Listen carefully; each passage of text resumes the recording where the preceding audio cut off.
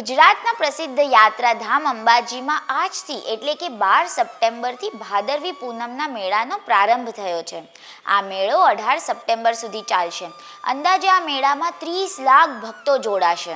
મા અંબાને નવલા નોરતાનું નિમંત્રણ પાઠવવા માટેના 7 દિવસીય ઉત્સવમાં દૂર દૂરના અંતરેથી લાખો શ્રદ્ધાળુઓ નિજ-અંબાના ધામ પહોંચશે. ત્યારે ભક્તોની સેવા, સુવિધા અને સુરક્ષા માટે વહીવટી તંત્ર પણ સજ્જ બન્યું છે. મેળાને લઈ માતાજીનું મંદિર સહિત યાત્રાધામ માર્ગો અને શક્તિપીઠ ગબ્બરને પણ આકર્ષક રોશનીથી સજાવવામાં આવ્યું છે. બનાસકાંઠા જિલ્લા પોલીસ વડાની આગેવાની હેઠળ યાત્રિકોની સુરક્ષા માટે પણ માઇક્રો પ્લાનિંગ કરી સુરક્ષા વ્યવસ્થા ગોઠવવામાં આવી છે. ભાદરવી પૂનમ મહામેળા દરમિયાન લાખોની સંખ્યામાં યાત્રાળુઓ આવતા હોય છે.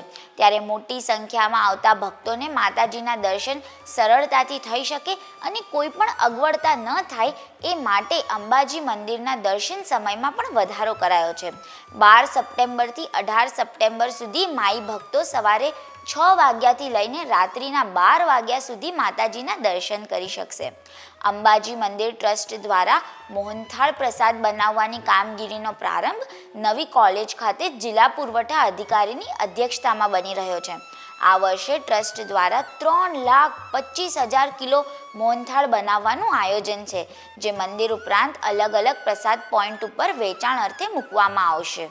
ભાદરવી પૂનમના મેળા સંબંધિત યાત્રિક સુવિધા માર્ગદર્શિકા બ્રોશર પણ પ્રકાશિત કરવામાં આવ્યું છે, જેમાં મેળાનું સમગ્ર લોકેશન, બસોની રૂટ વાઇઝ વ્યવસ્થા, દાન માટેની ઓનલાઈન સુવિધા, પદયાત્રાની સંઘો માટેની સૂચનાઓ, દર્શન વ્યવસ્થા, આરોગ્ય સંબંધિત સેવાઓ, સુરક્ષા સલામતી વિષયક માહિતી, વિસામો, ટોયલેટ, પગરખા કેન્દ્ર સાથે સમગ્ર મેળાના વર્ચ્યુઅલ રિયાલિટી દર્શન સહિતની તમામ વિગતો દર્શાવવામાં આવી છે.